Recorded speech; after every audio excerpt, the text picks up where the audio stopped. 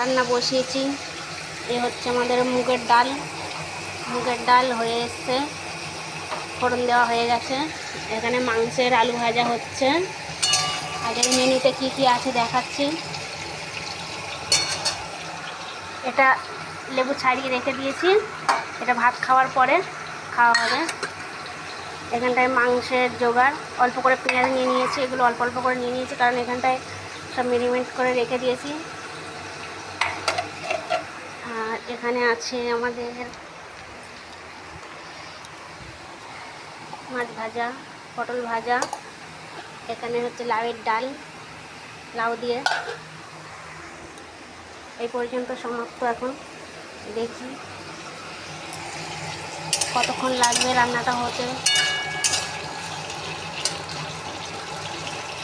তো চলো বন্ধুরা, আবার পরে তোমাদের সাথে যোগাযোগ করছি।